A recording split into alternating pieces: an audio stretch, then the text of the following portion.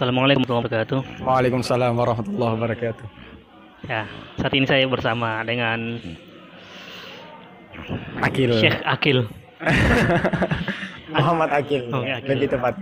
Akil apa lagi namanya? Muhammad Akil Palembang, Kak. Al Palembang. Iya, Ustaz. Nggak Saya mau ada. manggil apa nih, Ustaz atau Kakak ini? Panggilannya aja, panggil Dek biar lebih mudah. Oh ya udah. Oke. Kakak aja ya. Biar lebih mesra aja ya. Boleh nih. Habis Quran. Masya Allah. Insyaallah. Daun. Wajah rupawan mirip Afgan. Asik. Kapan ke Mesir? Ya, saat ini di bulan Januari 2021 lagi nunggu tiket. Alhamdulillah visa dan paspor udah selesai semua.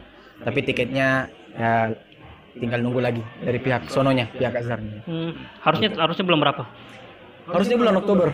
Tapi karena ada wabah dan bencana ini ya udah, pandemi ini ya udah, kita nunggu-nunggu aja, bersabar-sabar lagi. Apa hikmah yang bisa dipetik? Yang bisa Ya, dipetik? mungkin sesuatu akan indah pada waktunya, Bang. Oh iya. Gitu. Kalau kata ustadku tuh bilangnya sesuai dengan Quran aja. Fa idza azamta fatawakkal 'ala Allah kan. Masya Allah. Kalau udah niat itu ya tawakal aja. Tawakal aja. Serahin semua sama Tuhan. Yang penting udah usaha kan? Iya. Jadi artinya adalah kita tetap belajar kok di Indonesia. Iya. Apalagi sekarang kan pandemi ya udah belajar online terus, baca kitab-kitab yang lain, referensi-referensi yang lain yang bisa kita perbaharui kemudian di nanti biar nggak kaget kita belajar langsung ke Azhar itu. Kenapa memilih Al Azhar Mesir?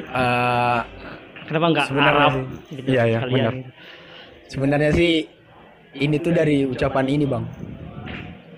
Gurau, bercandaan dari sahabat teman-teman dulu waktu pesantren. Ditanya, "Mau kemana kamu?" "Wah, saya nanti mau ke Mesir, ujung-ujungnya mungkin ini adalah ucapan dari awal Rowan Iya. dan akhirnya ya terkabul dari Allah Subhanahu wa taala.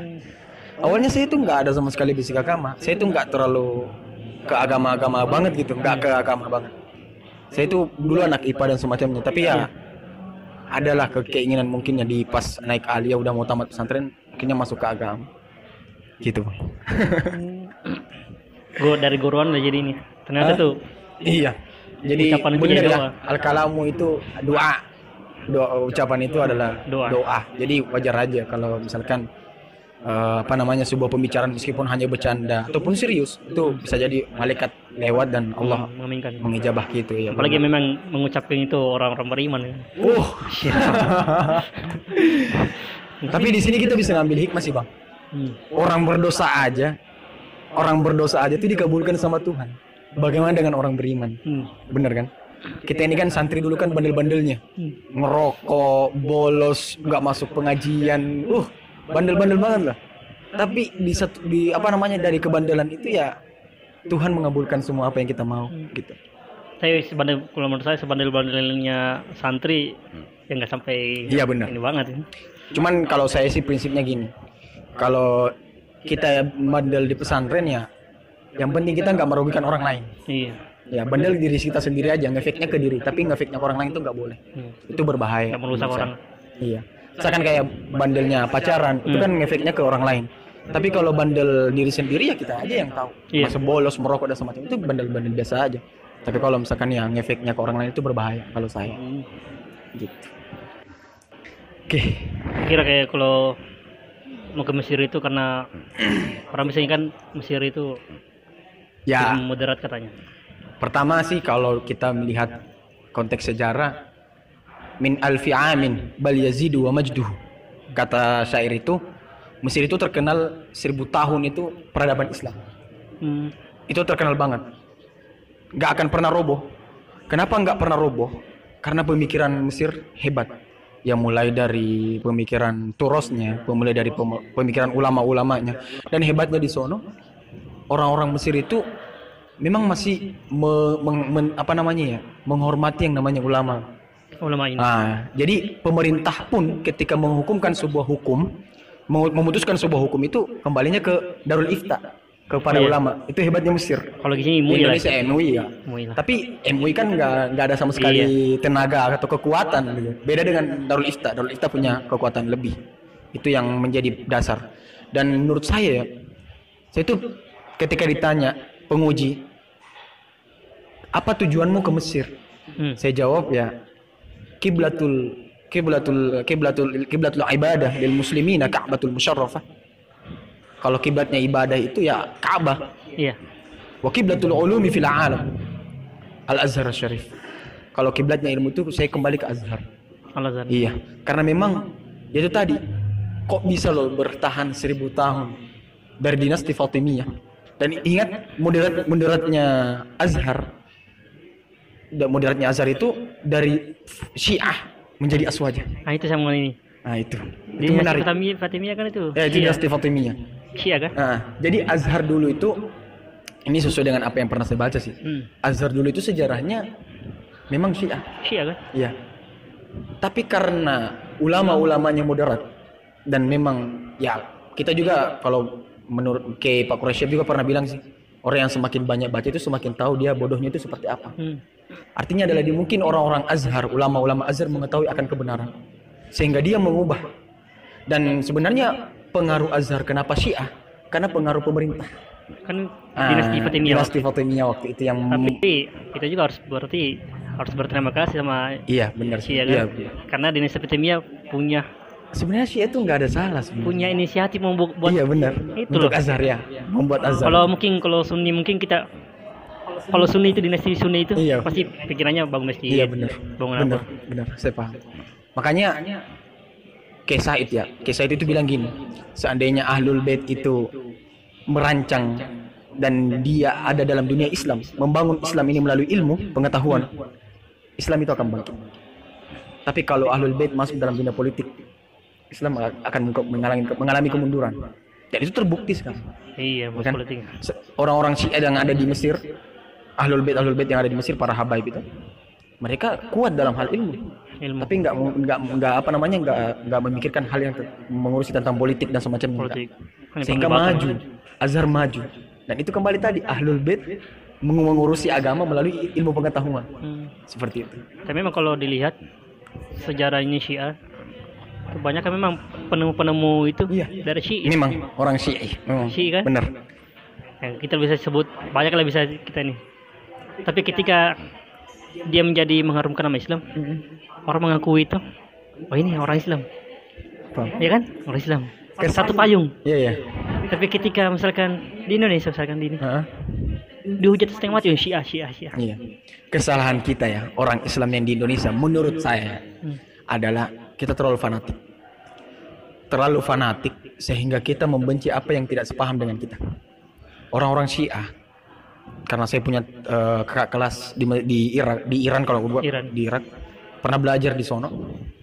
Ternyata orang-orang Syiah itu mempelajari Bukhari Muslim. Oh belajar. Belajar. Dan Bukan itu untuk menghancurkan. tapi bukan untuk enggak Bang. Dia menghafal, dia mempelajari untuk mencari kesalahan Imam Bukhari.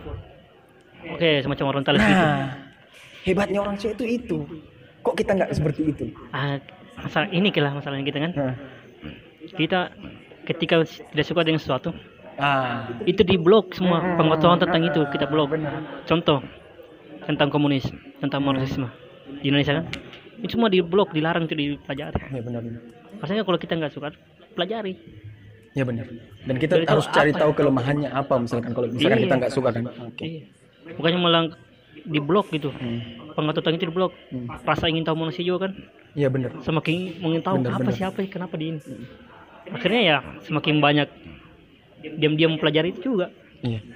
Kemudian juga. Nah itu kesalahan orang umat Islam sekarang. Dan sifat fanatisme itu nggak dianjurkan sebenarnya, kecuali dalam hal agama. Dalam hal agama ini intinya adalah apa? Kita punya dasar. Indi asas, artinya adalah asasnya ya ilmu pengetahuan tadi.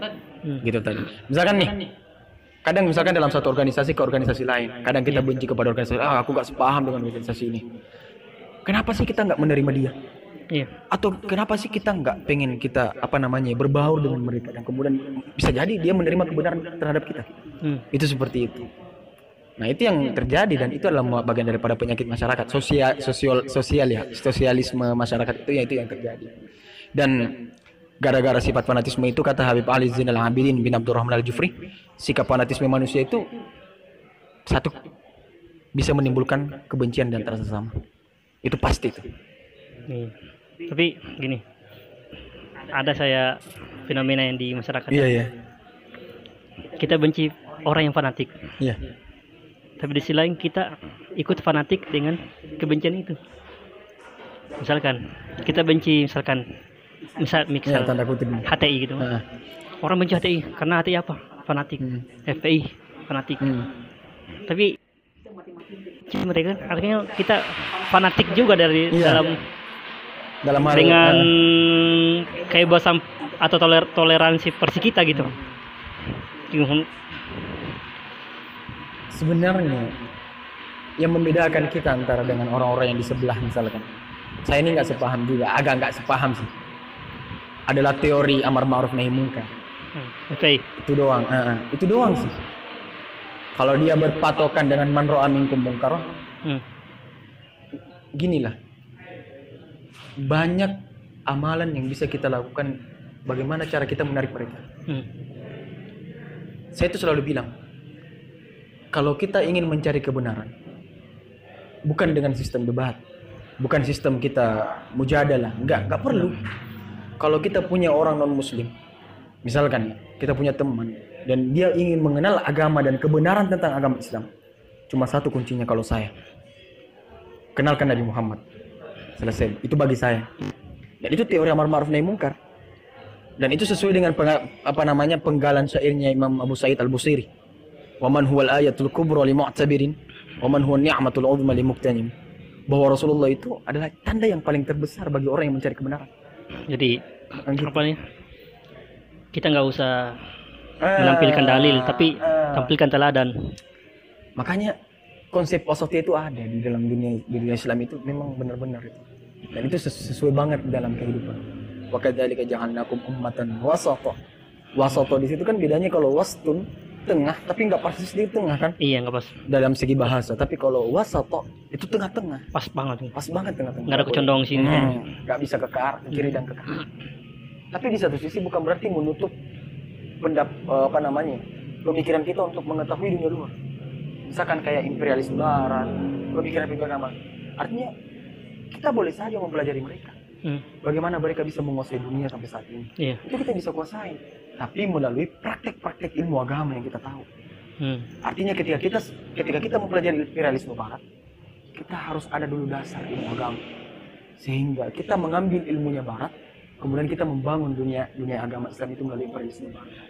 Harusnya seperti itu. Nah, saya ingat itu kata-katanya Tan Malaka itu. Oh iya. Katanya, belajarlah di barat sebanyak-banyak mungkin, tapi ingat kamu anak dari timur gitu. Iya benar. Anak timur. Saya sepaham juga sih. Seorang komunis. Tan Malaka kan? Oh beliau iya. Tan Malaka. Bapak komunis di Indonesia gitu. Saya berpikir gitu. Timur Bang.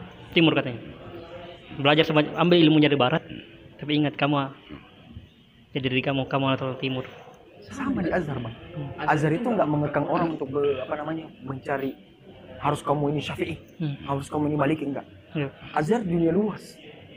Bahkan yang bertentangan dengan Azhar pun tetap diterima sama Azhar. Misalkan kayak Ikhwanul Muslimin. Iya. Azhar sudah menyesatkan Ikhwanul Muslimin. Iya. Tapi di satu sisi Azhar menerima orang-orang yang di santri-santri mahasiswa yang ada di Azhar. Kadang juga sebagian ada yang sudah masuk di situ karena diberikan dana misalkan dasar. Dan bahkan nih lulusan Azhar sendiri tapi mencaci Azhar. Oh iya. Itu terjadi. Fenomena itu terjadi. Tapi itu ya apa ya? Justru itu yang membesarkan kali ya, membesarkan Azhar gitu. Ya, tapi justru gara-gara Azhar dia menjadi-jadikan Azhar juga. Kan gitu. Banyak kalau nyolong seperti itu terjadi. Tapi harus ketika menjalankan itu harus ada landasan argumentatif kan? Sama kayak kemarin tahniah di Gharul Muslimin itu kan, yang mengucapkan Natal itu. Iya. Azhar bukan hanya memperbolehkan, Bang, tapi mensunnahkan. Sunnah malah. Mustahabu. Dianjurkan. Itu bahasakan dianjurkan. Ada anjuran dari guru besar itu. Jadi alasannya gini Bang, kenapa sih kita harus mengucapkan selamat Natal kepada orang Muslim? Kenapa ulama-ulama dulu mujtahid mutlak 4 mazhab itu, 4 madzhabul arba mengharamkan itu? Ada inilah, ada alasan, ada udzur. Karena waktu itu memang situasi politik antara kufar dengan muslim itu terjadi. Iya. Sedangkan di Indonesia kita damai banget gitu. Damai. Nggak ada sama sekali yang terjadi. Dan di Mesir pun begitu. Ulama-ulama bercampur aduk sama orang-orang pendeta Nasrani, dan itu terjadi. Artinya situasi dan konteks politik udah beda. Jadi sesuai dengan kembali lagi kepada kaidah usul fikih. Taghayyurul ahkam bi taghayyuril azmina wa amkin. Berubahnya hukum itu tergantung dengan situasi dan kondisi. Itu boleh kita mengubah sebuah hukum. Jadi beberapa para ulama memang memakruhkan, bahkan ada yang mengharamkan karena memang ya, ada ilah. Berarti harus ada ini, ada formasi hukum gitu apa. Jadi kita potokannya ke situ lagi, bukan jauh banget ke belakang gitu. Tapi tetap harus jelaskan bahwa dulu ada seperti ini. Ya semacam apa ya? Dimasuk lah. Iya benar. Diambil dari situ kan. Memang. Jadi masuk. Ya. Jadi nggak ada apa namanya, balai kepada konteks ya istilah bainal umur. Artinya ya selama nggak mengganggu akidah, persoalan tahniah, selama nggak mengganggu akidah. Bukti juga ya, maulid itu bisa dikerjakan di kapan aja, bukan hanya 12 tahun. Sama kalaupun misalkan kebenaran Nabi Isa nggak lahir di tanggal 25, bukan berarti kita mengingkari kelahiran Nabi Isa. Iya. Orang yang mengingkari kelahiran Nabi Isa kan lain juga ceritanya. Itu kan udah keluar dari Islam kan ceritanya, udah keluar dari agama. Karena yang meyakini sesuatu dari Nabi gitu. Rasanya seperti itu.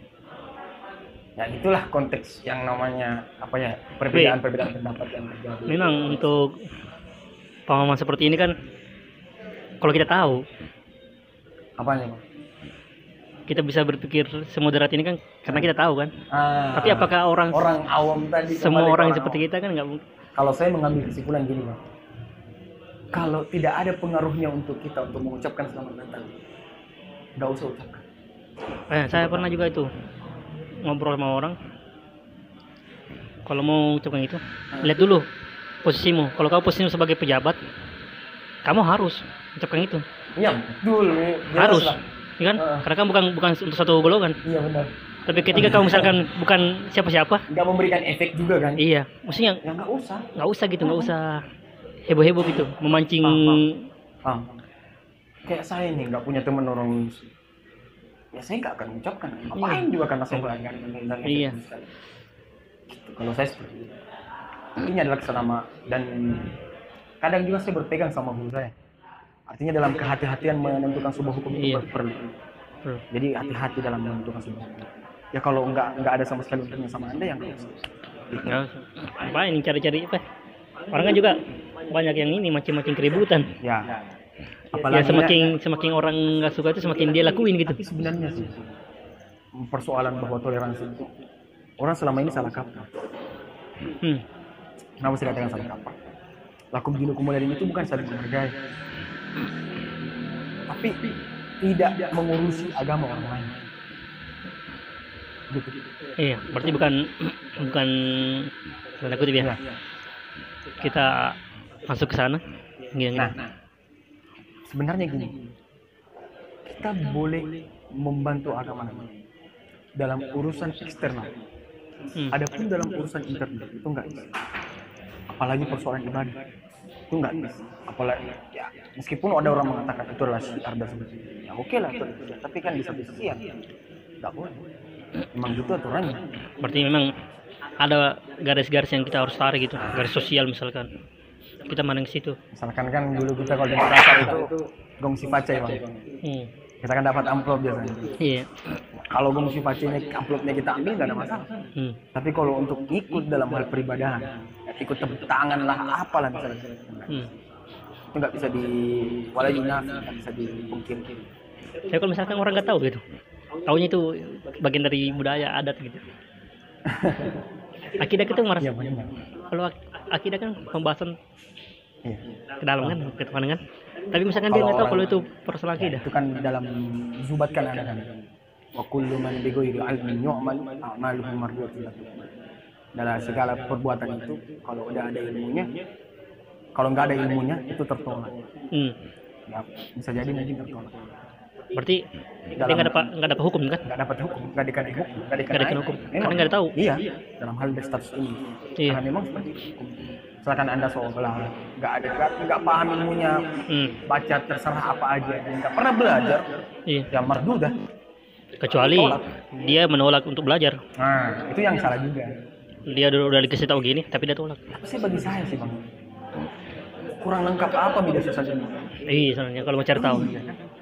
Jadi nggak ada lagi yang ditutup-tutupin, nggak ada lagi ilmu pengetahuan yang kurang. Nggak ada lagi istilahnya tuh ada orang nanti belum sampai ada kabar-kabar Islam gitu ya kan. Jadi ya apa ya? Ini ya dipergunakan lagi kembali media sosial itu. Kayak abang kan ya sebagai bahan dakwah itu kan sesuatu. Saya cuma niatnya sebenarnya buat banyak orang-orang di sekitar saya itu orang-orang yang berpotensi gitu untuk ini kan. Ya setidaknya kalau saya nggak bisa ini, setidaknya saya menjadi corong bagi orang-orang di sekitar saya ini untuk bersuara gitu. Makanya gitu. Sebenarnya saya akil kan, masya Allah kan. Benar juga hafizul Quran. Dari guru saya. Udah banyak ini kan, banyak ngira-ngira apa kan? Kalau ketampanan sih, elat. Enggak, saya itu kalau saya prinsip saya Pak. Yang penting dia punya isi otak itu. Yang penting dia punya ilmu. Dia akan menjadi terhormat. Kalau ganteng nggak ada sama sekali. Kalau yang viral sekali kan ganteng doang gitu, jemput cewek di mana. Jadi kita ganti aja ganteng doang tapi nggak ada ilmu agama. Tapi faktanya kan tiap yang ganteng atau yang cantik itu selalu viral. Nah justru itu bang, kita gunain. Saya misalkan ada punya sedikit lah kata. Iya. Kenapa sih saya nggak gunain ini semua? Iya. Melalui media sosial saya berdakwah. Itu yang saya selalu gunakan. Daya tariknya itu. Itu yang saya gunakan. Jadi apa yang kita punya kan, harus itu bisa menggait ini kan. Kayak misalkan siapa yang kita kenal, teman kita, sahabat kita, Ustaz Syam. Iya benar. Dia punya paras yang bagus kan. Itu daya tarik tersendiri dalam dakwah. Jadi tapi juga ada prinsip, ada yang kata-kata gini maksudnya itu ucapkan laisa jamal bi athwabi tuzayyun walakin al jamal jamalul ilmi wal adab. Jadi bukanlah keindahan, bukanlah ketampanan itu dari pakaian yang dipakai, tapi keindahan ketampanan itu ya baiknya, indahnya ilmu dan akhlak. Gitu, artinya adalah tetap kita berpakaian, tapi kita tidak bisa lepas daripada yang namanya aturan syariat. Iya. Itu ketampanan versi orang berilmu. Oh, iya. Kacamata orang berilmu, tapi kacamata orang nggak berilmu ya. Tampan ya tampan. Dan kalau saya bang, saya itu kalau saya prinsip saya itu dalam bergaul. Iya. Ya saya bergaul kemana aja. Yang batasi. Bergaul, kadang saya pakai jubah, saya kadang pakai sarung, kadang juga saya gini aja. Biar apa? Kita nggak terlalu tegang dalam memahami agama. Iya kan. Karena bagi saya itu Islam itu mengajarkan nilai, bukan model. Bukan model. Jadi nilai yang diajarkan Allah. Contoh misalkan aurat. Allah yang mengajarkan nilainya. Apa nilainya yang diajarkan Allah? Tutup aurat. Itu aja. Tapi Allah nggak mengatakan bahwa kamu pakai cadar, kamu pakai jilbab. Iya. Model itu. Model. Nah, adapun model itu itulah yang diajarkan sama ulama-ulama kita. Walaupun misalkan daun yang penting kan semua. kan ceritanya. Iya. Kembali kepada. Tapi kan nggak relevan lagi kalau daun pakai sekarang. Sama kayak mungkin sistem pemerintahan kali ya. Kenapa? Pemerintah nggak menyebutkan sistemnya seperti ini. Mau khilafah mau apa kan? Tapi nilainya ya, ada musyawarah, ada artinya adalah apa namanya? Nafas Islam adalah di situ. Nilai, makanya gampang diterima kemana saja karena nilai di bawah. Pancasila kan? Iya. Ya meskipun ya asal usul demokratis juga kembali kepada Islam kan? Asal usul. Iya benar. Walaupun misalnya ya pro kontra demokrasi itu, tapi cara kita berangkat dari mana kita memahami itu. Contoh misalkan kita lihat sejarah aja, Inni ja'ilun fil ardi khalifah itu. Iya. Allah menginformasikan kepada malaikat-malaikat kan? Itu kan demokrasi. Demokrasi banget. Apa lagi ya? Kalau ada orang mengatakan negeri itu, kadang saya salah pikir. Ya Allah, ini aman. Berarti kayak kurang baca aja. Iya. Jadi Allah memang sebelum mengangkat pemimpin di dunia juga, mengutus pemimpin bupati di sana. Kalau istilahnya sih gini bang, rakyat yang menjadi Tuhannya, MPR yang menjadi penjajahnya, malaikat. Iya. Gitu. Mungkin kayak gitu. Hanya model demokrasinya demokrasi. Dan memang Rasulullah udah mengucapkan itu. Al-khilafah itu salah satu sana, semua mulku ba'da. Artinya khilafahku itu 30 tahun sampai ke Hasan. Hasan itu 6 bulan menjadi khalifah setelah Ali. Nah, setelah itu udah enggak ada. Kata ini menurut sebagian versi Ahlussunnah. Cuma mulku enggak ada, tapi kerajaan setelah itu kerajaan itu ya bentuk apapun, mau republik, mau kerajaan ya, mulku. Monarki. Tapi memang kalau dipikir-pikir, kalau Akil sendiri gimana? Kalau misalnya hidup pada zaman si Ali, terus ada gitu anak keturunan zuriat Nabi Fatimah dan anak angkatnya menantunya Nabi Ali, dia orang keduanya ini masuk di As-Sabiqunal Awwalun. Iya benar. Terus mau diperangi sama orang yang belakangan Fatul Makkah. Kayak Fatul Makkah yang Anda bilang kemarin dulu tuh. Yang Muawiyah bin Abi Sufyan kan? Muawiyah. Logikanya, etikanya di mana sih ini Muawiyah? Dia di belakang masuk Islam yang berjuang dari awal itu. Kemungkinan bisa jadi kalau kita di situ, kita bisa jadi Syiah juga. Tapi saya sih melihat kekejaman itu ini. Dan kenapa Aisyah mau ikut dalam barisan si Muawiyah? Saya jelasin dulu, Bang. Jelasin dulu. Jadi gini. Kenapa sih Aisyah itu membenci Ali? Jawabannya adalah, jadi waktu itu ada namanya Rasulullah pernah pergi jauh. Di mana itu Sayyidatuna Aisyah difitnah sebagai seorang yang pernah melakukan hubungan seksual karena ditemani sama sahabat. Dan itu menyebar sampai ke Madinah. Yang klarifikasinya dari surah An-Nur itu, kata Bayanu itu. Ya, akhirnya Rasulullah SAW itu datang ke Ali. Tapi Rasulullah Ali nggak memutuskan ceraikan, enggak. Rasulullah bilang gini, saya bahasakan dulu. Kalau memang Aisyah bersalah, bagaimana ini Ali? Saya harus ceraikan Aisyah atau enggak? Apa kata Ali? Ya Rasulullah, kalau memang Aisyah melakukan zina, ceraikan. Tapi kalau memang Aisyah nggak melakukan zina, jangan ceraikan. Konteks ini yang disebutkan Sayyidatuna Aisyah radhiyallahu anha. Yang memang beliau masih muda kan, yang namanya panas-panasnya kan, kemudian perempuan. Dan akhirnya mengikut kepada Muawiyah, itu politik. Nah gini ya, berarti ada kan kita bisa dibenturkan. Kalau saya menjadi orientalis, saya bisa membenturkan itu. Ali dikenal sebagai pintunya ilmu. Iya, Madinah. Aisyah dibilang sebagai pintu ilmu juga kan? Iya benar. Hampir semua tentang Rasulullah itu Aisyah semua. Dari caranya si Aisyah memahami konteksnya si Ali, itu bisa jadi bumerang juga di seluruh hadis-hadisnya Aisyah bilang. Bisa jadi ya salah konteks juga nih. Ini sih munculnya si Aisyah itu agenda politik kan? Agenda politik. Sebagai sebuah aja. Itu agenda politik. Maksudnya, kan ini kan kasusnya kan awalnya kan di Aisyah sama Ali kan? Iya. Aisyah sama Ali. Dan kecemburuan itu yang Perang Jamal itu kan yang terjadi kan? Kecemburuan itu yang sampai api dalam sekam gitu kan? Nah, berarti kan cara Aisyah memahami itu bercampur dengan perasaan. Ya pasti. Waktu itu kan masih mudanya Aisyah. Iya. Setelah meninggalnya Rasulullah. Nah, apakah ilmu-ilmu lain juga itu melibatkan perasaan? Kalau itu saya Allah. Kalau masalah sahabat saya kalau mau bahas tentang masalah politik, iya. Saya juga agak takut. Tapi gini Bang, sebenarnya itu mereka itu disebut apa ya? Jadi itu kejadian politik itu memang udah iradahnya Allah. Ini versi aswaja. Tapi di satu sisi mereka semua radhiyallahu anhu. Iya. Selesai. Iya. Kalau saya memandangnya seperti itu. Berarti konteks manusianya aja kan? Iya. Ya misalkan, jadi wajar aja misalkan sekarang itu kayak zuriyat Nabi, Habib sekarang itu di penjara atau di kriminalisasi di mana? Itu dari awal aja udah terjadi, Bang. Ahlul Bait Rasulullah itu udah terjadi.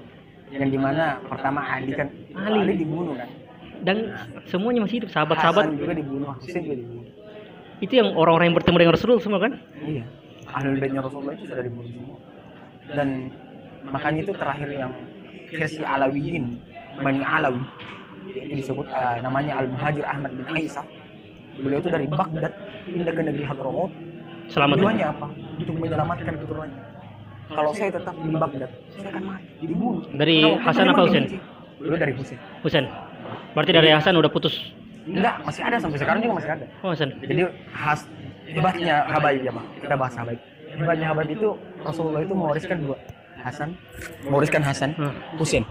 Hasan dia mewarisi Rasulullah dari perut sampai ke atas. Iya. Husain dia mewarisi perut sampai ke bawah. Berarti Husain yang banyak anaknya. Husain yang banyak anaknya. Kalau Hasan enggak, tapi tampan Hasan. Sayyidina Hasan itu tampan. Kalau yang kita kenal sekarang itu di Mekah, Abu Yazid Muhammad bin Alawi bin Abbas al-Madini, gurunya para guru di Indonesia. Kalau di Makassar itu gurunya Andre Kurta Kiai Haji Muhammad Nur al-Alimul Ulama. Beliau pernah belajar sama beliau. Berarti yang disebut Sayyid sama Syarif. Itu yang kembali kepada itu. Sebenarnya Sayyid Syarif itu nggak ada perbedaan sama sekali. Nggak ada. Kirain Sayyid dari ini. Sayyid itu ukuran anak kecil. Sayyid. Nanti naik, karena kita dulu tuh orang-orang Bugis atau orang-orang Jawa panggilnya Ye. Kalau anak-anak kecil itu Ye mau kemana Ye gitu. Itu memang gitu. Nah nanti kalau umur besar disebut sebagai Habib. Orang yang paling dicinta si Komo Balau kalau nggak salah dalam bahasa Arab. Orang yang paling kita cintai. Karena kalau kita pakai kata Sayyid itu terlalu tinggi banget. Junjungan kan.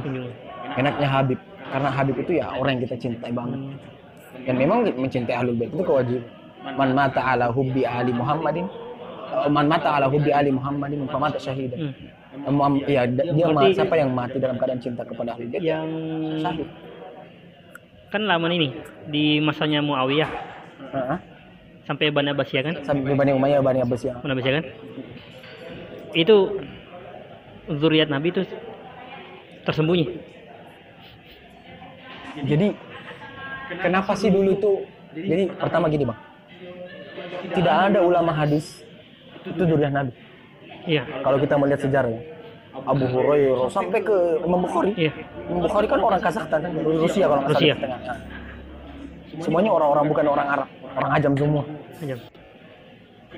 Kenapa waktu itu? Kenapa bukan Ahlul Bait yang menguasai ilmu? Iya. Karena mereka terlalu terpaku sama politik. Itu. Dan itu yang terjadi. Dan akhirnya mereka membuat kayak semacam partai koalisi dan semacam. Dan di Bani Umayyah itu bukan mereka itu nggak sembunyi Bang, tapi mereka membuat koalisi juga. Koalisi? Iya. Jadi bukannya sehingga dihabisi, mau dihabisi. Itu lain juga, artinya adalah itu propaganda yang terselubung ceritanya. Dari pihak Muawiyah tadi. Pokoknya zuriat Nabi itu mau dikudeta gitu. Karena tapi kembali lagi ujung-ujungnya nanti di tahun abad 18-19 itu kembali kepada Habib lagi yang mengambil gitu. Bahkan sejak zaman Ottoman itu justru menghargai para habaib. Jadi, akhirnya Mekah itu Syarif Husain yang memimpin kan waktu itu. Habaib juga. Nah, itu yang terjadi. Berarti dari situ baru ini. Muncul kembali. Lagi. Tapi munculnya habaib sebagai seorang yang berilmu itu di masa-masa sekarang. Sekarang. Ya, kalau di masa dulu dia menjadi sufi. Politis. Enggak, sufi dan ada juga sebagian politis. Nah, orang yang bertorikoh Alawi, yang sanadnya Alawiyin, mereka lah semua itu yang sufi. Adapun sebagian dari Syiah, meskipun dia sambung juga ke Alawi tapi beda bapak, beda ibu, itu dia masuk ke politik. Itu yang terjadi. Yang dari Murtado gitu. Ya. Sebagai imam 12 yang maksud. Mereka bedanya kita kan, kalau kita ismat, kalau orang Syiah itu ismatul a'immah. Kalau kita ismatul anbiya.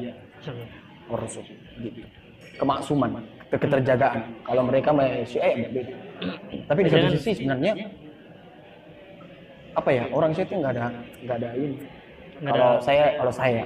Kalau kita mau membaca konteks sejarah yang ada dan ajaran-ajarannya itu nggak salah sebenarnya.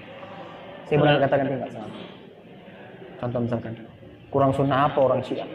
Rasulullah pernah misalkan nih kayak semacam sholat dengan batu. Iya. Itu Karbala kan dia gunakan. Batu Karbala itu hanya sekedar simbol. Iya, simbol. Itu adalah sunnahnya Rasulullah SAW. Kenapa saya katakan seperti itu? Karena Rasulullah SAW pernah sholat. Pernah sholat.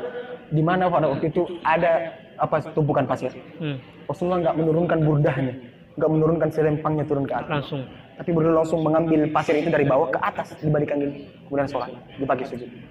Jadi dia menggunakan tanah. Kenapa dibalik? Karena biar nggak bukan juga panas. Kan ya. Itu yang terjadi kan. Artinya mungkin kita doangnya yang terlalu. Iya, lagian juga setahu saya itu imam mazhab yang kita kenal itu penghulunya itu imam mazhab 5 kan. Makanya itu Azhar itu Bang. bukan Azhar sih, Muktamar Ahlussunnah wal Jamaah tahun 2016. Itu menyepakati ada 4 imam mazhab. Ada imam 5. Ada 5 imam mazhab kan. Yang salah satunya dimasukkan mazhab Ja'fari. Ja'fari. Rajab. Dan dia lagi nih 4 ini kan belajar kayak Ja'far kan. Ja'far. Berarti ujung-ujungnya pintunya situ juga. Pintunya. Intinya adalah kalau seandainya Habaib itu dia aktif dalam hal ilmu peradaban, hebat Islam. Sampai sekarang mungkin kalah jauh sama orang Islam, kalah sama Eropa. Tapi seandainya mungkin, tapi itu seandainya. Tapi ujung-ujungnya politik kan, kembali ke politik dulu. Tapi itu memang yang merawat nalar berpikir itu memang dari Syiah ya. Iya. Justru keaktifan mereka berpikir enggak ini. Kalau Sunni kan katanya kepada ritualnya yang dihidupkan. Iya. Tradisi ini mengaji, wiridan. Tapi apa pergerakan sosial movementnya apa? Ininya arah peradabannya kemana? Sama kayak Azhar, Bang. Kenapa Azhar sampai sekarang bisa bertahan? Sedangkan berpindah-pindah dari kerajaan Faruk terakhir itu sampai presiden itu, kenapa masih bertahan? Bahkan terjadi kudeta waktu itu di Azhar. Azhar masih bertahan. Apa yang membuat Azhar bertahan? Karena sisi moderatnya. Menurut Azhar dan menurut Aswaja, selama nggak mengganggu tempat saya untuk ibadah, selama nggak mengganggu saya, pikiran saya untuk ibadah, tetap saya mendukung siapapun yang menjadi pemerintahan yang sah. Harusnya spirit itu yang dipakai di sini. Ya, tapi kan nggak semua orang kita mau paksain untuk sesuai dengan itu kan. Kembali lagi konteksnya sama itu.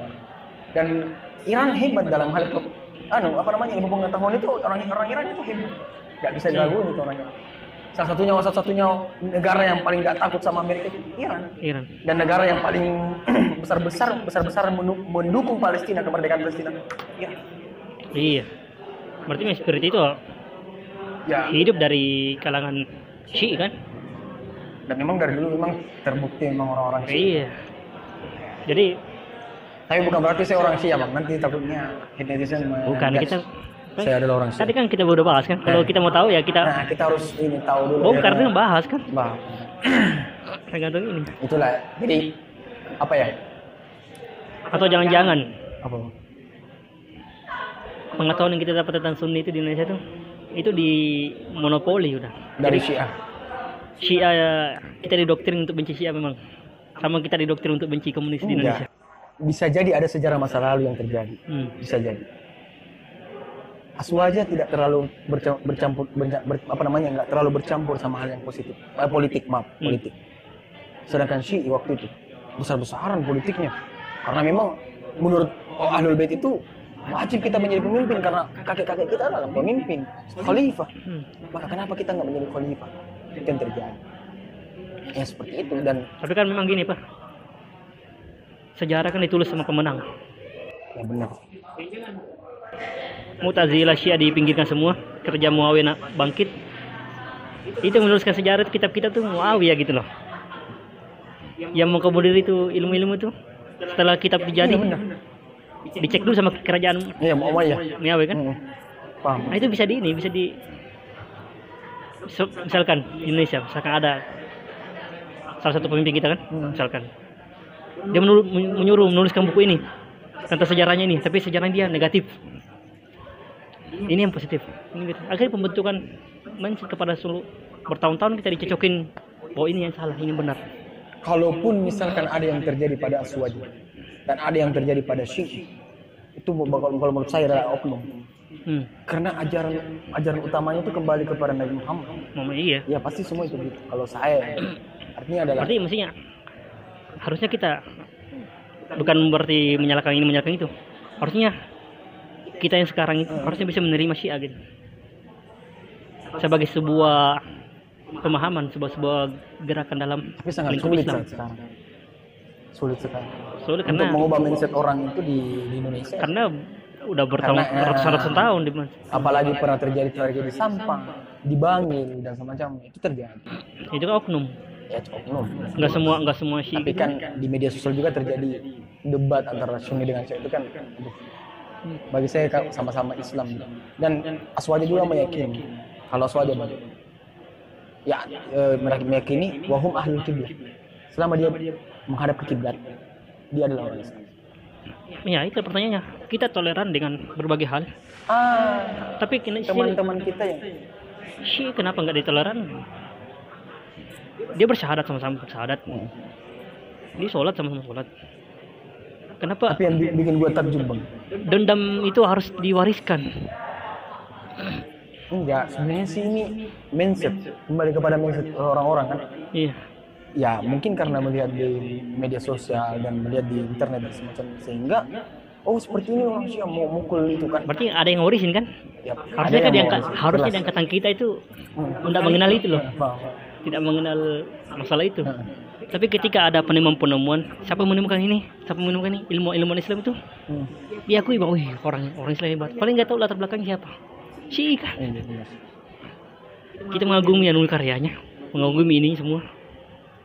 Tapi tidak menerima latar belakangnya dia. Banyak karya-karya ulama dari Syiah yang kita pakai sebenarnya. Ya kan? Kitab-kitab itu kan? Iya.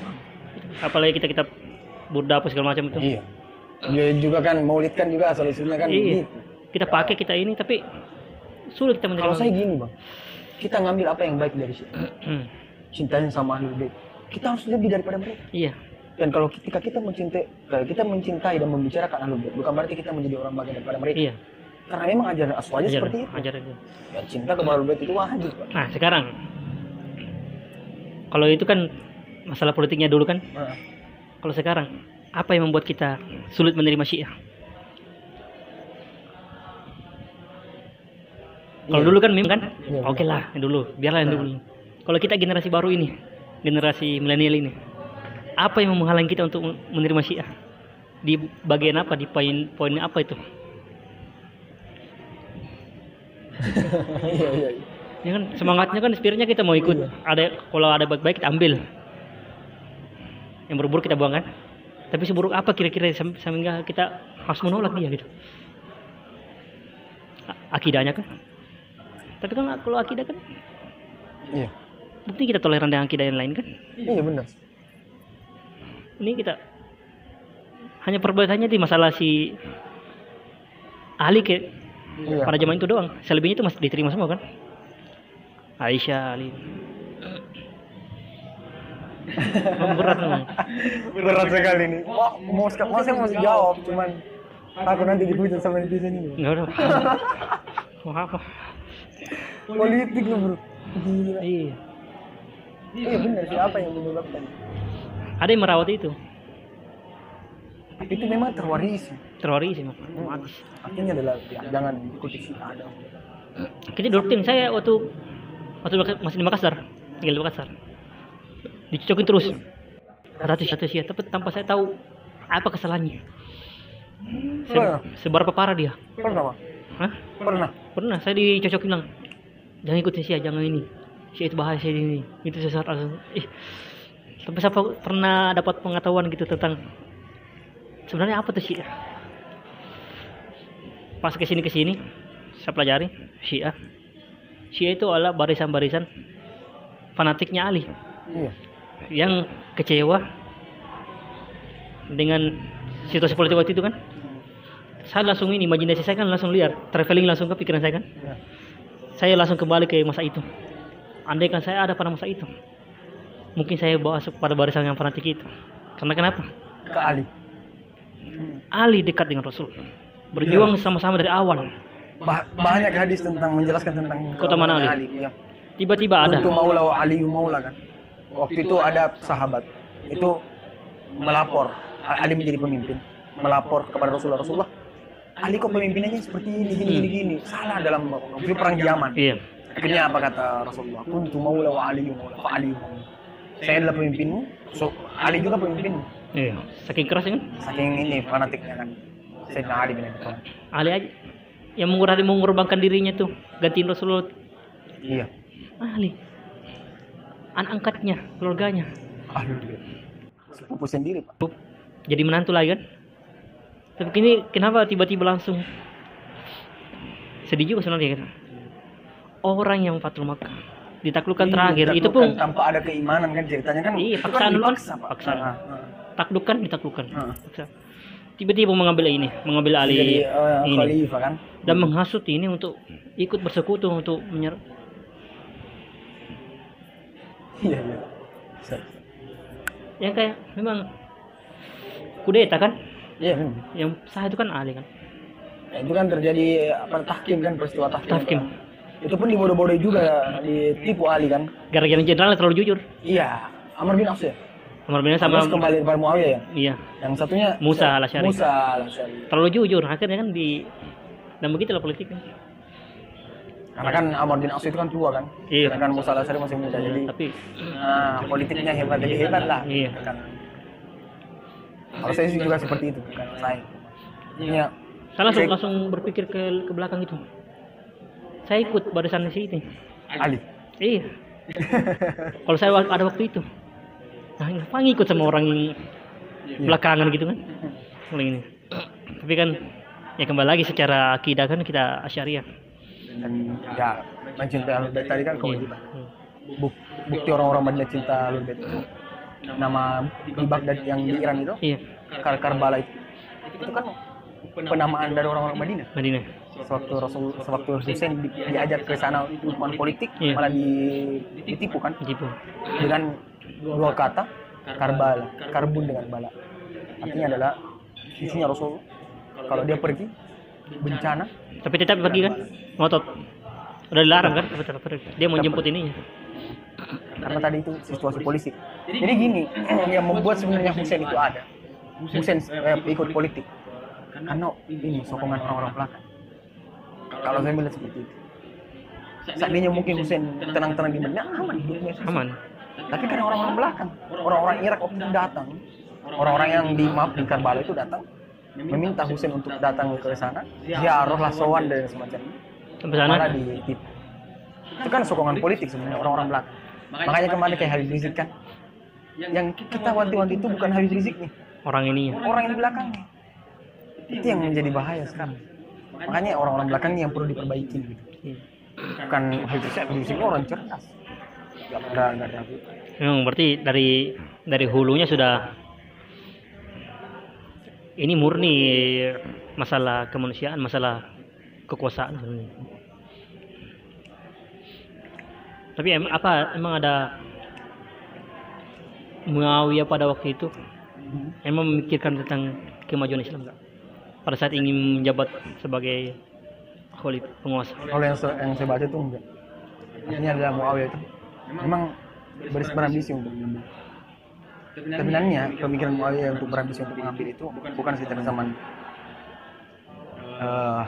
Ali ya. Bahkan Utsman pun itu sudah berani untuk mengambil Ali. Kalau dipikir, jadi ada kepikiran karena keluarga Muawiyah itu besar juga, sehingga mungkin orang-orang terpengaruh, jadi dianggap sebagai bisa menjadi seorang khalifah. Berarti dari dianya sendiri memang nggak ada untuk memajukan ini. Intinya pokoknya itu kita tetap fanatik. Kalau saya ke Ali. Inna fil jannati nahrun illa bani Ali wa Husain Hasan. Saya juga karena fanatiknya kayak Ali. Hanya secara garis pergerakan sekarang ini bukan ngomong alinya. Tapi orang yang mengikuti Ali sama dengan Habib Rizik. Kalau kita kiaskan Habib Rizik dengan orang yang mengikuti Habib Rizik pasti beda. Ya. Habib Riziknya dengan orang yang mengatasnamakan diri fanatik Habib Rizik. Orang Ali dengan orang yang merasa fanatik ikuti Ali. Jadi tidak semua pemikirannya Ali atau cara berpikirnya Ali itu pengikutnya ini bisa jadi keluar. Bisa jadi Ali nggak menghendaki ada huru hara itu. Kembali dari kepala Om tadi kan. Iya. Jadi Ali kan orangnya nggak mau perang kan? Iya benar. Tiba-tiba ada ini. Kan masalah tahkim itu kan Ali juga yang sesat kan. Makanya ada Khawarij. Ah itu. Orang yang nggak ini nggak setuju. Yang keluar dari itu keduanya kan berlepas diri dari keduanya. Dan itu memang udah diwanti sama Rasulullah. Khawarij itu kelabun nar. Dia tuh keanjing-anjingnya neraka. Ya itulah. Itu yang terjadi waktu itu. Gua apa ya? Memang sabdanya Rasulullah itu bersifat mutlak. Iya. Benar banget. Banyaklah beberapa seharusnya tadi tentang khilafah itu. ini adalah adanya nanti kerajaan. Itu Rasulullah semua yang sudah bahas. Iya, apologi. Arti kayak menggambarkan masa depan gitu. Iya. Apologi. Susah banget Bang ya. Iya. Memang kan dituntun ilham kan. Oma yang tik wanil hawa. Itu kan nggak bisa lanjut. Penyandang Rasulullah itu udah Sampai ada anekdot kenapa hadis nggak dimasukin jadi Al-Quran aja. Kan hadis juga ininya wahyu kan. Jadi semua perkataan tindakan Nabi itu tidak lepas dari pewahyuan sebenarnya kan. Tapi tetapkan kul inna ana basyar. Rasulullah itu ya basyar wala kal basyar. Bal huwa yaqutatun wan nasu kal hajar. Rasulullah itu seperti apa ya? Permata, mutiara. Dan manusia itu seperti batu. Jadi Rasul tetap ada sifat kemanusiaan, tapi di satu sisi Rasulullah sempurna sekali. Iya. Banyak saya itu suka saya tentang Rasulullah. Seperti apa itu? Ada ininya, nazmannya, ada irama-irama gitu. Itu burda yang gimana? Kadang orang Indonesia pakai Maula ya sholli wa sallim daiman. Nah, itu hebatnya burda. Mereka dulu membahas tentang cinta. Iya. Pasal pertama tentang cinta semua. Pasal kedua dia membahas tentang nafsu, hawa nafsu. Nanti terakhir tentang Rasulullah. Apa kesimpulan dari pembicaraan ini? Apa kesimpulan dari tulisan ini? Kesimpulannya adalah Imam Burda mengatakan bedakan cinta, bedakan nafsu. Apalagi tentang Rasulullah SAW. Iya. Itu banyak sekali dan menurut saya apa yang kita puji sama Rasulullah itu menurut saya itu kurang Bang. Kurang, tidak ada apa-apa, tidak ada nilai. Mau Anda bilang Sayyidul Mursalin, mau Rasulullah telah manusia sempurna, itu masih kurang juga tuh. Kurang. Dan itu ada dalam kitab Ad-Diba. Ma'rifuka qasirun walau ja'i badal majhud wa wasifuka ajizun an hasri ma hawaitu min fisal qalim mawjud. Kamu memuji Rasulullah itu masih kurang. Dan kamu menyifatkan Rasulullah lemah. Artinya lemah itu ya nggak ada apa-apa, nggak ada nilai sama sekali. Rasulullah udah lebih daripada itu. Kalau mas sebenarnya tanpa kita puji, udah mulia. Rasulullah udah mulia juga. Berarti yang pujian itu sebenarnya yang butuh kita. Benar. Kembali kepada kita. Pasti kita butuh. Karena seorang fans butuh sebuah kata untuk mengungkapkan rasa. Tapi apakah yang diodolakan butuh itu enggak juga kan? Iya. Kadang tuh gini, yang sering didebatin, anta syamsun, anta badrun, anta nurun, fawqa nur. Itu kan sering didebatin itu. Kok Rasulullah itu seperti matahari? Itu terlalu berlebih-lebihan. Padahal enggak loh. Sebenarnya gini. Ini kan dalam ilmu balagonya. Nah, anta itu musyabbahun, syamsun itu musyabbahun bih. Sedangkan kaidah tasbih dalam ilmu balaghah auradah wa audah wa aqwa. Harus lebih jelas, harus lebih datang sesuai dan harus lebih kuat. Artinya adalah syamsun artinya adalah gini. Rasulullah, cahayanya Rasulullah itu melebihi daripada matahari. Justru ini menurunkan derajat Rasulullah. Kalau kita menggambarkan Rasulullah seperti matahari. Apa kira-kira seperti itu? Matahari yang terpuji gitu. Iya. Nanti kalau ada orang yang pencipta ini kan makhluk semua kan. Sedangkan Rasulullah itu kan makhluk yang terpuji kan. Ya ketika diibaratkan ke matahari, harusnya yang terpuji itu matahari yang naik derajatnya. Iya. Seperti juga itu dalam Burda. Wa kaifa tad'u ila dunya daruratu man laulahu lam tukhraj dunya min al-'adam. Bagaimana mungkin Nabi butuh dunia? Sedangkan kalau bukan karena Rasulullah, dunia itu enggak ada. Iya. Keagungannya Rasulullah enggak. Dan itu ada lagi jawaban setelahnya Bang yang dibak tadi. Al-kaunu isyaratun wa antal maqsud. Semua alam semesta ini hanya menggambarkan keindahannya Rasulullah. Kalau bukan karena Rasulullah, alam semesta ini enggak ada. Dan engkau yang dituju sampai ke Rasulullah. Iya. Ini tuh fasilitasnya Rasulullah semua. Kita nikmati. Dan kita nikmati. Bahkan semua para nabi Bang, semua berhasil dalam hal berdakwah itu berkat Rasulullah. Itu berkat Rasulullah. Dari Adam, uniluhu a'lal maratib. Saya mendapatkan ketinggian karena Rasulullah. Nuh yanju bihi minal gharqi wa yahdi man khalaqa. Saya selamat dari tenggelam karena Rasulullah. Musa, saya bisa ngomong sama Allah karena Rasulullah. Dan saya bisa Ibrahim, saya bisa menghancurkan ubadil asnami wal kawakib. Saya bisa menghancurkan berhala karena Rasulullah. Masyaallah. Jadi nurnya Rasulullah itu telah ada dan mendampingi para nabi. Memang ini. Itu kalau kita menggambarkan Rasulullah. Iya. Terus mau difilmkan juga nggak bisa juga kan? Kalau dikatakan heroik banget gitu. Iya benar. Karena nasu ahsanan nasi khuluqan wa khalqa. Rasulullah nggak sempurna, nggak hanya sempurna dalam hal akhlak, tapi Nabi sempurna dalam hal ketampanan. Alfiyul anfi minul faminul haji. Rasulullah itu indah seperti nun seperti hajib dan semacamnya. Kalau kita menggambarkan Rasulullah Sallallahu Alaihi Wasallam. Rasulullah bukan hanya sekedar sifat lembut. Rasulullah bukan berarti beliau akhlak karimah, bukan berarti beliau lembut. Tapi di satu sisi Rasulullah itu ada ketegasan. Bahkan anaknya aja diancam. Lo kanat Fatimah bintu Muhammad, maka toa Muhammad dia. Kalau seandainya mungkin anak Fatimah mencuri, saya akan memotong tangan. Apa? Tegas saja Rasulullah. Dan Rasulullah bukan berarti beliau berdakwah lembut, bukan berarti beliau letoy. Enggak. Karena Rasulullah pernah, kalau enggak salah perang Khaybar Khandak, di mana itu dia Rasulullah itu dan para sahabat yang membuat parit di bawah tanah. Dan ada sebuah batu yang besar yang tidak bisa dihancurkan oleh para sahabat.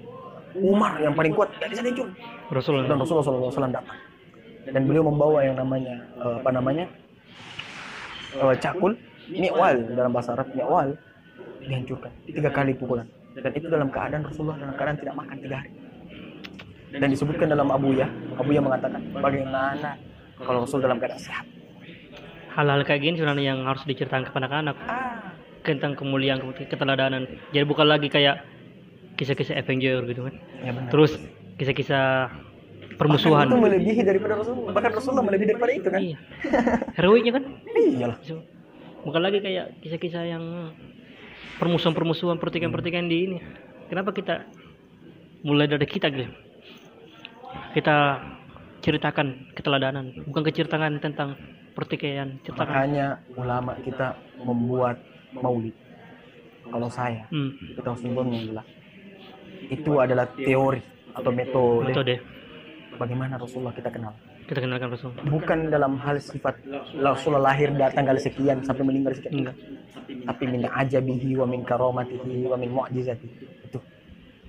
Itu mungkin kita harus bahas itu. Iya. Dan sebenarnya kalau teman-teman misalkan ada yang pengen mengenal Rasulullah melalui dari itu, kita bisa bahas dan kita bisa mengetahui artinya melalui kitab-kitab maulid yang dibuat oleh ulama-ulama kita. Itu nggak gampang. Itu memang semuanya udah. Sebenarnya lebih, kalau sekarang kayaknya perlu diperbarui lagi ininya. Artinya sekarang kan generasi ini kan dibuat lagu tapi yang ada terjemahnya gitu. Paham. Jadi orang mengerti. Kayak misalkan gini, di kampung saya misalkan di desa dibacakan, dibacakan bertanya gitu. Orang nggak ngerti apa yang mau dipetik dari situ. Datanglah orang dari ini kan, lah ini nggak cocok ini bedanya apa? Mempertanyakan itu kan, ritual itu. Sebenarnya kalau kita ini ritual ini sama aja sebenarnya kita kajian siro. Namanya syiar kan? Kajian siro kan, jatuhnya. Benar. Ada yang mengatakan maulid, ada yang mengatakan tiba, ada yang mengatakan kajian siro. Kembali kepada yang berdakwah. Sebenarnya itu kalau saya, kalau masalah maulid, kamu itu harus berdakwah. Kamu kenalkan umat pada umat butuh pengenalan sama Rasulullah. Iya. Itu penting itu. Karena ya Rasulullah penghulu, Pak. Nggak bisa lagi ditawar, nggak bisa lagi. Itu Rasulullah sempurna kalau saya. Ini adalah kita harus bahas keutamaannya Rasulullah. Kita lihatlah di Banjar, yang kalau misalkan ada maulid besar itu kan, itu karena ulama di sono ngajarin cinta kepada Nabi. Iya. Artinya memang harusnya Indonesia lebih banyak literasi keteladanan Nabi, cinta kepada Nabi. Kalau udah cinta, yang lain itu gampang masuk, gampang diterimanya.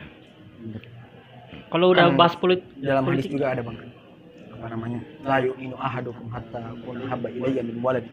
Ini kamu tuh harus mencintai aku lebih daripada kamu mencintai dirimu dan dari anak-anakmu semua. Karena kenapa?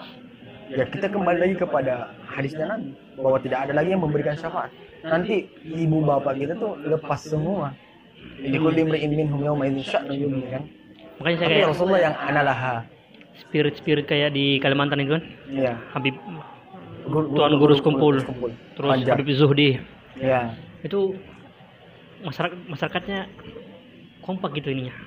Jadi nggak ada beda kayak mungkin kulturnya kayak. Tapi memang fanatik. Gitu. Beda dengan kulturnya kayak misalkan di kota-kota besar yang membanyakkan kepada pembahasan khilafiyah, furu'iyah. Iya, Jadi gini. ketenangan jiwa kita tuh untuk mencintai itu, untuk ini habis energi kita untuk bertikai. Kata Habib Ahmad bin Jindan, kurang apa sih 24 jam kita main HP, kemudian di Maulid juga kita bahas tentang itu lagi. Iya. Artinya adalah masyarakat butuh kita kenal Rasulullah. Masyarakat itu yang dibutuhkan masyarakat. Dan sebenarnya kita ini krisis akhlak karena kita nggak mengajarkan tentang Keteladanan. Itu yang menjadi krisis akhlaknya manusia. Kalau untuk di konteks zaman sekarang. Iya. Nah, kuncinya adalah bukan mengajarkan bagaimana dia mencintai NKRI misalkan. Itu nomor sekian. Pertama itu kita bagaimana kita mengenalkan mereka itu tentang Rasulullah. Selesai itu. Kalau menurut Bang Akil ini, iya, gimana cara yang lebih milenial mendakwakan tentang keteladanan atau cinta kepada Rasulullah? Menurut versinya saya. Jadi kalau saya tentang mengajarkan cinta kepada Rasulullah orang-orang. Pertama, saya itu kalau ketika mengupload sebuah status tuh. Jadi saya itu juga kadang dakwah juga di media sosial. Iya. Ngupload di status WA, di IG. Sholawat dalam bentuk sholawat, syair-syair yang dibuat sama ulama. Itu saya translate dan saya terjemahkan. Sehingga orang tahu, oh ini maknanya. Kadang ada orang membuat sholawat, tapi nggak menulis maknanya. Iya. Nah, sedangkan saya punya teman bukan cuma anak pesantren doang. Di IG, di Instagram, di WA juga nggak ada, bukan cuma anak pesantren doang. Artinya orang luar juga ada. Nah, mereka itu butuh ditarik. Nah, itu yang saya kenalkan. Yang saya kenalkan itu melalui Rasulullah. Nah, itu saya selalu itu nggak mungkin enggak untuk bisa mengenalkan Rasulullah melalui sholawat. Kemudian saya terjemahkan sendiri dengan bahasa anak muda. Karena gini, pemikiran anak muda itu bukan pemikiran orang tua. Pemikiran anak muda itu logika. Iya. Apa yang masuk logika ya seperti itu yang kita yakin. Iya. Harusnya gitu. Kalau saya itu kalau melalui jadi memang kalau untuk mengenal, kita kan balik lagi ke ininya kan, pola tarbiyahnya kan. Kalau untuk mengenal Islam itu kita harus tahu, kita mengenalnya lewat jalur siapa yang membawanya. Dulu kan Rasulullah membawa Islam itu kepada sahabat. Nah, tarbiyah kita selama ini langsung ke Islam gitu kan. Harusnya kita mengenalnya lewat jembatan itu. Jembatan apa? Rasul. Karena Rasul yang membawa itu, akhirnya kita mengenal dulu keteladanan Rasul, mengenal ini. Kita mengenal Islam dari situ, dari jembatan itu. Dan ketika kita mengajarkan Rasulullah pada umat, itu nggak akan ada habisnya. Iya. Bahkan Guru Zain itu selalu bilang, kamu kumpulkan seluruh ulama di dunia untuk membahas Rasulullah, itu nggak akan ada habisnya. Nggak ada habisnya. Rasulullah itu sempurna. Udah. Dan Syama'il itu kalau kita melihat kitab-kitab yang dibuat sama ulama, Syama'il Turmudi tentang Rasulullah semua yang Syama'il Muhammadiyah. Syama'il Muhammadiyah itu beberapa jilid. Dan itu belum cukup. Contoh lagi kayak dikarang oleh kalau sekarang di zaman sekarang itu Said Ramdan Al-Buti. Iya. Beliau mengarang itu fiqh sirah tentang Rasulullah. Apa kata Said Ramdan Al-Buti? Ini tuh belum cukup. Dan saya cuma melanjutkan apa yang dibuat sama ulama-ulama terlalu. Karangannya Ki Hasyim tebal, Nurul Mubin fi Mahabbat Sayyidil Mursal tentang Rasulullah tebal. Banyak lah kalau mau tentang Rasulullah itu. Memang terlalu sombong kita kalau kenal Islam tanpa Rasulullah. Dan sebenarnya dari kecil itu kita kenalkan Rasulullah anak-anak. Iya. Karena anak-anak itu kan fantasinya lebih tinggi. Iya. Rasul itu pernah membelah bumi, misalkan pernah membelah bulan kan itu. Berarti kan pikirannya lebih keren dari Avenger gitu. Iya, akhirnya orang tertarik dengan Rasul. Iya. Dari awal. Cuma orang sekarang udah telat. Ya kehilangan. Sebenarnya kalau misalkan kamu cinta Rasulullah ya bukan mengikuti dengan melalui pakaian. Tapi melalui akhlak ini. Itu selesai. Karena Allah sendiri mengatakan wa innaka la'ala kulli khuluq. Ya mungkin sombong juga kalau kita mengatakan ini tugas kita dari sekarang kan, tapi bagaimana ya kita sekarang ini bisa mengubah pendekatan menyampaikan itu. Ya yang namanya dakwah kan wajib. Tinggal memperbarui caranya. Nah, makanya saya kadang juga saya tuh selalu pengen dakwah kopi ke kopi. Wah, kenapa? Supaya tadi kadang tuh udah biasa loh kita dakwah di mimbar.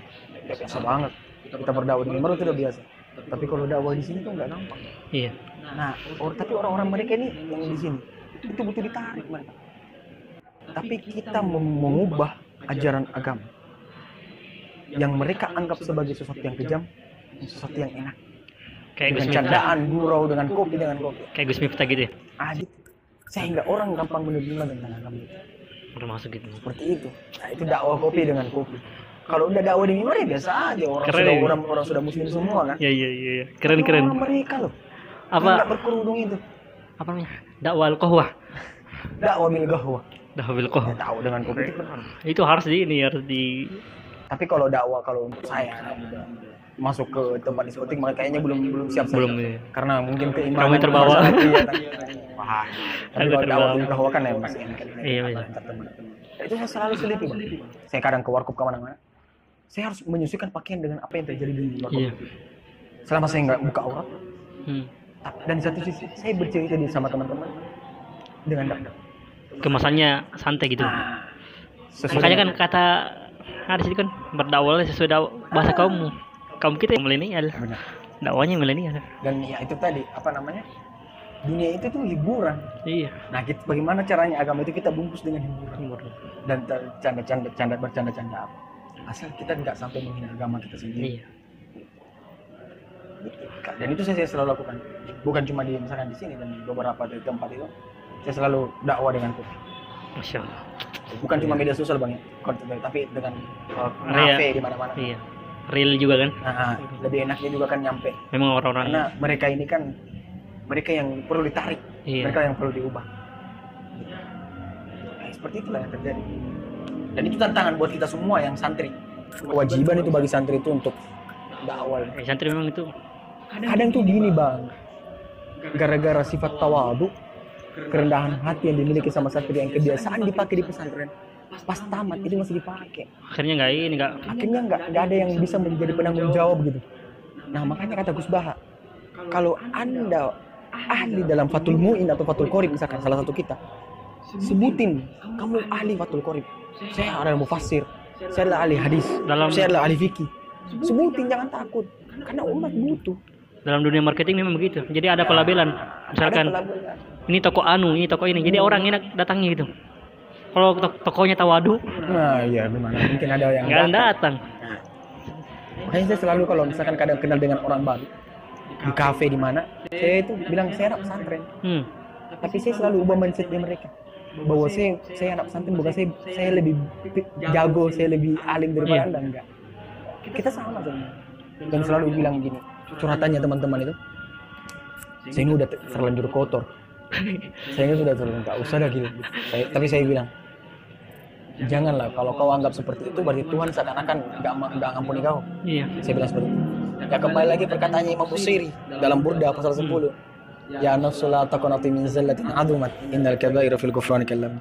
Bahwa agama itu jangan wahai jiwa, jangan berputus asa karena banyaknya dosa. Sesungguhnya bagi Allah itu dosa yang besar itu dosa yang kecil. Dan di hadis qudsi dijelasin, wa rahmati taglubu ghadabi. Rahmatnya Allah itu lebih luas daripada marahnya Allah. Artinya jangan anggap bahwa agama itu sebagai sesuatu yang seram. Tapi agama itu adalah sebuah yang fantasi enak gitu. Dan semua bisa dilakukan. Dan agama itu memudahkan semuanya. Agama nggak kekang, nggak mengekang pemeluk. Sesuai dengan konteks lu nggak bisa sholat berdiri ya duduk dan semacam. Itu yang terjadi. Bisa jadi begini. Berarti kalau ada yang berpikir seperti itu sama dengan melecehkan agama, sama dengan menghina Tuhan.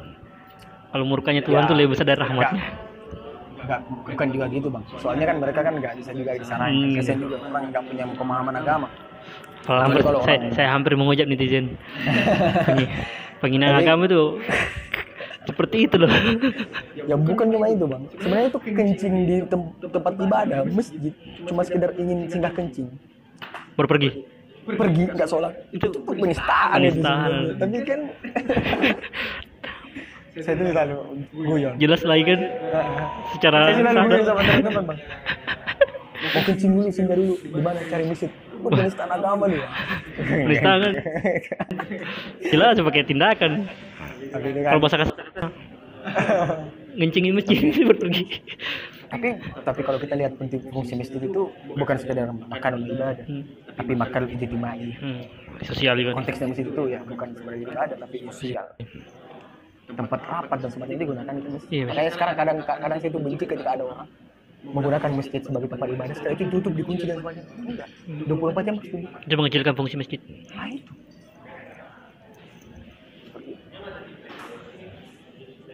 Dan itu yang terjadi sekarang. Dikit-dikit ditutup masjidnya. Iya. Padahal enggak penting masjid itu harus buka 24 jam, itu harus penting.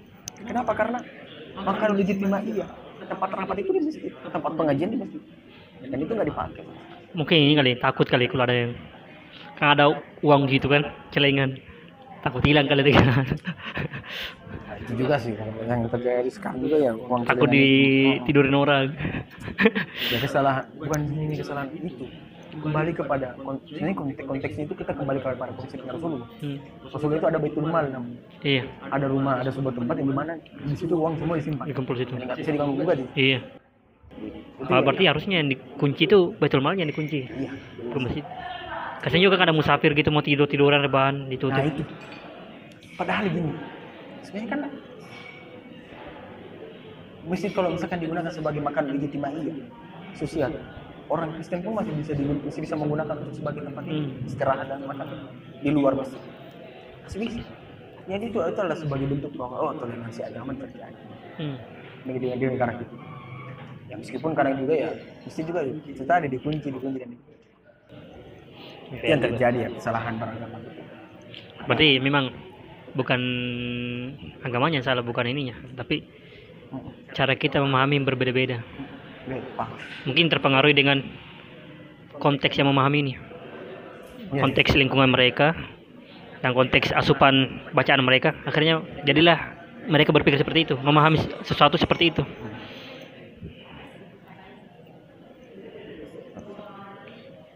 Intinya tuh agama bukan sesuatu yang terjadi. Agama itu adalah sesuatu la'ibun walahu. Kalau di dunia kita bisa biasa bercanda guru itu biasa. Bisa terlalu tegang.